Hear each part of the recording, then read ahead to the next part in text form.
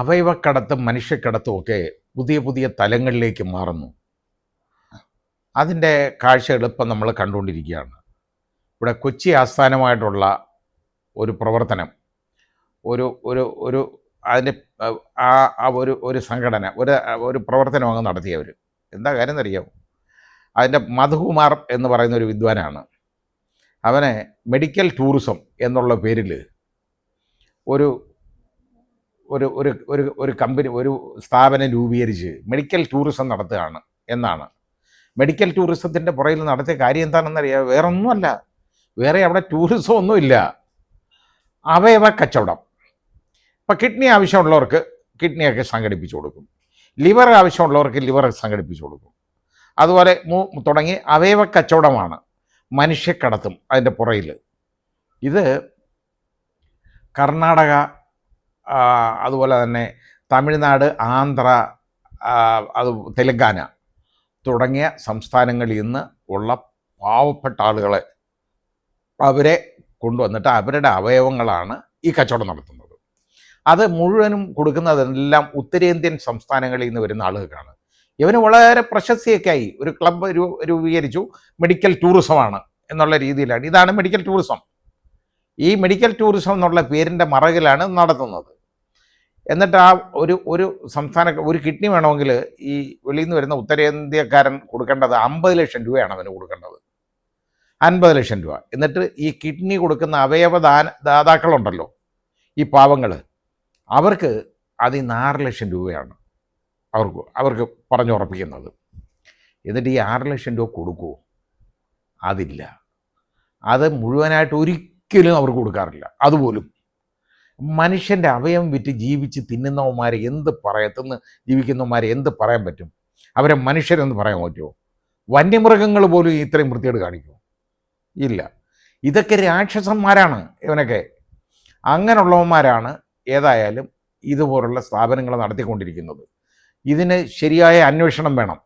ഇതിൻ്റെ പുറകിൽ ആരൊക്കെ ഉണ്ടോ അതിന് വിശദമായ അന്വേഷണം വേണം.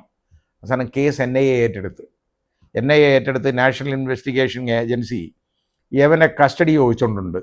അവരുടെ കസ്റ്റഡിയിലോട്ട് കൊടുക്കാൻ മധുകുമാറിൻ്റെ കസ്റ്റഡി ചോദിച്ച് കൊടുത്തേക്കുന്ന ആപ്ലിക്കേഷനിലാണ് അവരിതിൻ്റെ വിശദ വിവരങ്ങൾ മുഴുവൻ വെളിവാക്കിയത്.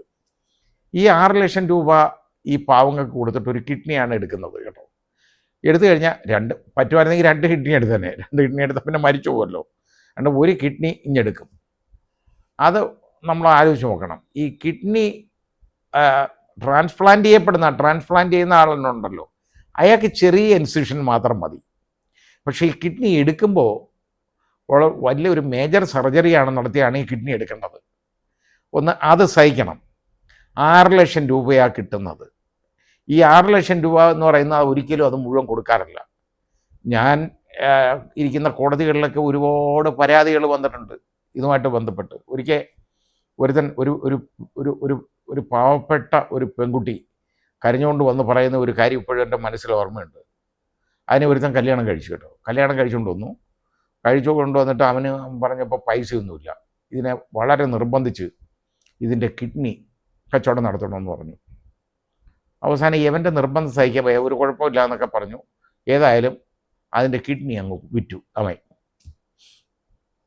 അത് 12 ലക്ഷം രൂപയ്ക്കാണ് വിറ്റ് കഴിഞ്ഞപ്പോൾ ഈ പൈസ ഉണ്ടല്ലോ, ഇത് ആശുപത്രി കിടക്കുക. ഇതിൻ്റെ സർജറിയും കഴിഞ്ഞിട്ട് ആശുപത്രിയിൽ പിന്നെ അവനെ കാണാനില്ല. അപ്പോൾ പിന്നെ അത് അവിടെ ആശുപത്രി കിടന്നു. അവിടുത്തെ പൈസയൊക്കെ അടച്ചിട്ടുണ്ടായിരുന്നു ആശുപത്രിയിൽ. അത് കാരണം അവിടെ കിടന്നു. ആ ട്രീറ്റ്മെൻറ്റും കഴിഞ്ഞ് ഇറങ്ങിയപ്പോഴാണ് അറിയുന്നത് ഈ 12 ലക്ഷം രൂപയിൽ കിട്ടിയ കാശുമായിട്ട് അവൻ വേറൊരു പെണ്ണിനെ അടിച്ചുകൊണ്ടവൻ പോയി. ഇതാണ് നടന്ന സംഭവം. അവനെ അവസാനം ജാമ്യത്തിന് വന്നതാണ് കേട്ടോ. ജാമ്യത്തിന് വന്നു. അതായത് അവൻ റിമാൻഡിലായി. അതും കഴിഞ്ഞ് ജാമ്യത്തിന് വന്നതാണ്. ഞാൻ അവനെ കാണണമെന്ന് കൊണ്ടുവരാൻ പറഞ്ഞു. കൊണ്ടുവന്നു. മര്യാദയ്ക്ക് പൈസ ഈ പെങ്കൊച്ചിന് കൊടുത്തോളാൻ പറഞ്ഞു. വാങ്ങിച്ച കാശ് മുഴുവൻ കൊടുത്തോളാൻ പറഞ്ഞു. അത് അങ്ങനെ അതൊന്നും അറിയേണ്ട കാര്യമില്ല. കാശ് കൊടുത്തില്ലേ നീ അകത്ത് കിടക്കും. തോന്നുന്നു ഇവൻ്റെ ഈ വേറെ പെൺകുട്ടി ഉണ്ടല്ലോ, അപ്പോൾ ഇവന് വേണ്ടി കാശ് മുടക്കാൻ വേറെ ആളുണ്ട്. അതാണ് നമ്മൾ മനസ്സിലാക്കേണ്ടത്. ഇങ്ങനെയുള്ള വൃത്തികെട്ടവന്മാരുണ്ട് സമൂഹത്തിൽ. അവസാനം യവന് വേറെ നിവർത്തിയൊന്നുമില്ല എന്ന് കണ്ടുകൊണ്ട് യവൻ വളരെ സങ്കടപ്പെട്ട് ഈ കാശ് ഈ കുട്ടിക്ക് കൊടുത്തു. ഞാൻ പറഞ്ഞു, നീ ഒരു കാര്യം ചെയ്യ്, കാശും വാങ്ങിച്ചുകൊണ്ട് ഇനി ഒരിക്കലും ഇവൻ്റെ വലയിൽ രണ്ടാമത് വീഴരുത്, പോകരുത്. എവിടെയെങ്കിലും ഈ പൈസ ഡെപ്പോസിറ്റ് ചെയ്തിട്ട് എന്തെങ്കിലും ജോലി ചെയ്ത് കഴിയുക. അതിൽ നിന്ന് കിട്ടുന്ന ഇൻട്രസ്റ്റൊക്കെ കിട്ടട്ടെ, അത് നിനക്ക് മരുന്നിനെങ്കിലും തികയും എന്ന് പറഞ്ഞ് ഞാൻ ആ പെൺകുട്ടിയെ വിട്ടയക്കുന്നത് എനിക്കിപ്പോഴും ഓർമ്മയുണ്ട്. ഇവനെ അത് കഴിഞ്ഞാണ്, ആ കണ്ടീഷനിലാണ് അവന് ഞാൻ ജാമ്യം കൊടുക്കുന്നത്. ജാമ്യം കൊടുത്തു, ഇത്രയും വൃത്തിയായിട്ട് കാണിച്ചോണ്ട്. പക്ഷേ കൊടുത്തതിൻ്റെ കാരണം അവൻ ഈ പണം തിരിച്ചു കൊടുത്തതുകൊണ്ടാണ്. പക്ഷേ അപ്പോൾ ഞാൻ യഥാർത്ഥത്തിൽ ഞാൻ അന്നേരം പറഞ്ഞു, അവൻ്റെ കൂടെയുള്ള പെണ്ണ് കൂടെ ഉണ്ടോ എന്ന് ചോദിച്ചു. ഉണ്ട്, അത് ഗർഭിണിയാണ് അവൻ പറയുക. എൻ്റെ അടുത്ത് പറഞ്ഞാണ്. ഞാൻ പറഞ്ഞു, ഇനി അതിന് 2 കിഡ്നി ഉണ്ട്, നീ ഏതായാലും അതിൻ്റെ 2 കിഡ്നിയും വിൽക്കരുത്, ഒരെണ്ണേ കൊടുക്കാവൂ, അത് മരിച്ചു പോകും എന്ന് പറഞ്ഞ് ഞാൻ വിട്ടു.